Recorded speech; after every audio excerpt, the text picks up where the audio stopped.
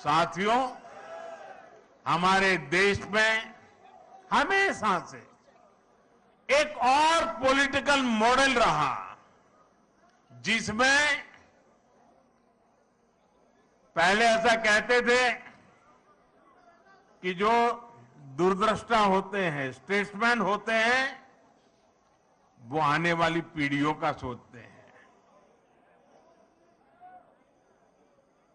और पॉलिटिशियन के लिए कहा जाता था कि वो अगले चुनाव का सोचते हैं। तो मुझे किसी ने एक बार कहा तो मैंने कहा अब कहावत और बदल गई है। बोले क्या? मैंने कहा पहले जो स्टेट्समैन होते हैं वो अगली पीढ़ी के लिए सोचते हैं। पहले कहा जाता था कि पॉलिटिशियन अगले चुनाव के लिए सोचते हैं, लेकिन आज तो समय ऐसा बदल गया है कि पॉलिटिशियन दूसरे दिन के अखबार में क्या छपेगा इस पर ही सोचते रहते हैं। शाम को टीवी में उनकी तस्वीर आएगी कि नहीं, यही सोचते रहते हैं। और इसलिए जो आसान चीजें होती हैं, जो जरा मुंह में पानी छूट जाए ऐसी चीजें होती हैं और जिससे लोगों को आसानी से गुमराह किया जा सकता है, उसी मॉडल पर चलने की फैशन बढ़ रही है। राजनीति के इस मॉडल में कठिन लक्ष्यों को हाथ ही नहीं लगाया जाता था। तब समस्याओं को ऐसे टाल दिया जाता था जैसे उनका कोई अस्तित्व ही नहीं है, समस्या की तरफ देखना ही नहीं। ये पॉलिटिकल मॉडल कठिनाइयों का हल नहीं करता था, बल्कि लोगों के जीवन को लंबे समय के लिए कठिनाई में जीने के लिए मजबूर कर देता था। भाजपा ने इस अप्रोच को पूरी तरह बदल दिया है।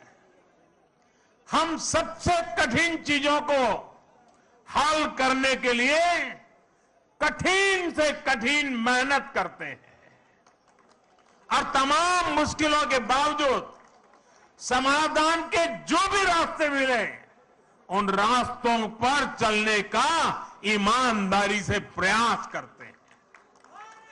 हम ये नहीं देखते कि इस काम को करना कितना मुश्किल होगा, बल्कि हम ये देखते हैं कि अगर हमने इस काम को नहीं किया तो लोगों का जीवन और कितना मुश्किल हो जाएगा। हमें दर्द होता है, हमारी नींद चली जाती है। नॉर्थ ईस्ट का उदाहरण ही हमारे सामने है। आजादी के 7 दशकों बाद भी नॉर्थ ईस्ट के हजारों गांवों तक बिजली नहीं पहुंची थी। साथियों, क्या 21वीं सदी में बिना बिजली की जिंदगी कोई कल्पना कर सकता है? पहले की सरकारों ने देखा कि वहां तक बिजली पहुंचाना कठिन काम है, इसलिए उन गांवों को अंधेरे में छोड़ दिया गया। नॉर्थ ईस्ट के लोगों को घर, पक्के घर, उनको नल से जल, उनके घरों में गैस का कनेक्शन ये उपलब्ध कराने ये पहले की सरकारों के काम की सूची में ही नहीं था, क्योंकि उनके लिए न तो उन क्षेत्रों की परवाह थी और न ही ऐसे कठिन कामों को करने का हौसला था। एयरपोर्ट, हाईवे, रेलवे, ये कनेक्टिविटी नॉर्थ ईस्ट में इन चीजों के विकास को भी कठिन मान लिया गया था। पहले की सरकारें कठिनाइयों से बचती रही और इसकी वजह से हर परियोजना में देरी होती रही। हमने इन परियोजनाओं को पूरा किया और लगातार मेहनत कर रहे हैं। हमारे ऐसे ही प्रयासों की वजह से आज देश पहली बार गरीबी के खिलाफ इतनी मजबूती से लड़ रहा है। और मुझे तो खुशी है कि मेरा गरीब भाई भी गरीबी को खत्म करने के लिए मेरे साथ कंधे से कंधा खड़ा लगा करके मेहनत कर रहा है। इसलिए आज भारत के विकास और उसकी रफ्तार की तारीफ पूरी दुनिया में हो रही है। हो रही है कि नहीं हो रही है? चारों तरफ गुंज सुनाई दे रही है कि नहीं सुनाई दे रही है?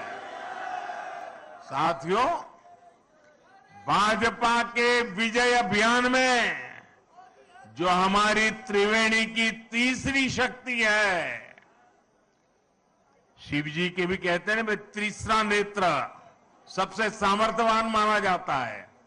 ये हमारी जो तीसरी शक्ति है, वो तीसरी शक्ति हमारे भाजपा के कार्यकर्ता है और मैं उनको बार बार नमन करता हूं।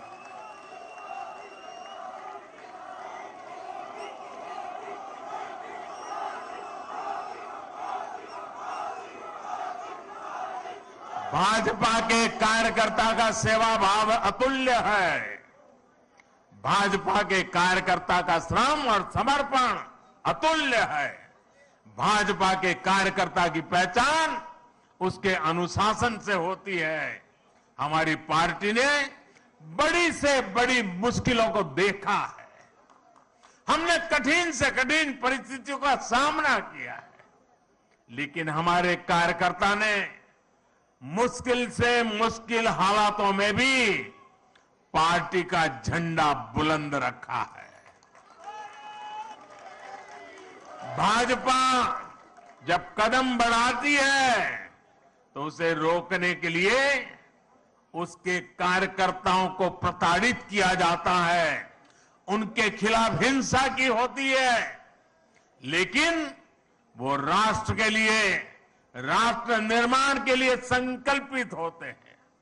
इसलिए वो त्याग की पराकाष्ठा से पार्टी के कदमों को और देश के सपनों को कभी भी टूटने नहीं देते हैं, निरंतर आगे बढ़ते रहते हैं।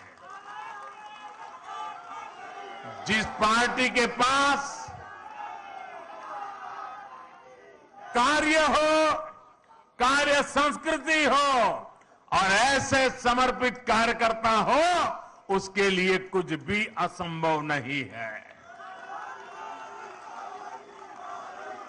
साथियों, आज मुझे ये देखकर भी खुशी है, हर चुनाव के साथ साथ देश की बहनों बेटियों का सुरक्षा कवच बीजेपी के लिए मजबूत होता जा रहा है।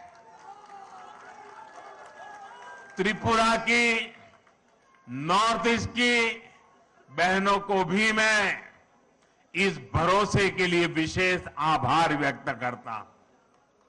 ये बीजेपी का सौभाग्य रहा है कि हमने नागालैंड को पहली राज्यसभा सांसद एक महिला को देकर के शुभ शुरुआत की।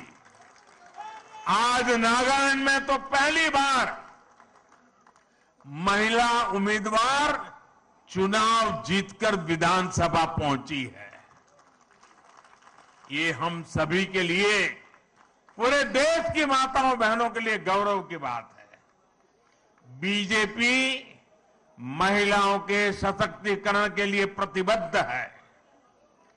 पीएम आवास योजना में महिलाओं के नाम घर हो, जल जीवन मिशन के तहत हर घर पाइप से पानी पहुंचाना हो, गरीब कल्याण योजना के तहत मुफ्त राशन देना हो, आयुष्मान भारत योजना के तहत 5 लाख रुपए तक का मुफ्त इलाज देना हो, मुद्रा योजना के माध्यम से बिना गारंटी लिए 10 लाख रुपए तक की मदद हो, ऐसी अनेक योजना का लाभ अनेक योजना का लाभ नॉर्थ ईस्ट की लाखों बहनों को हुआ है। इसलिए उनका भरोसा भाजपा पर लगातार सशक्त हो रहा है। ऐसे समय में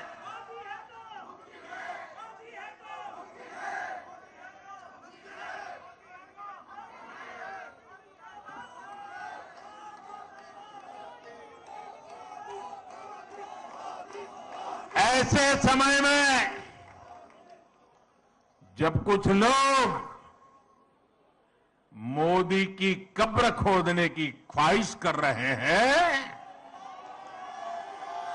जहां मौका पड़ता है कमल खिलता ही जा रहा है, खिलता ही जा रहा है।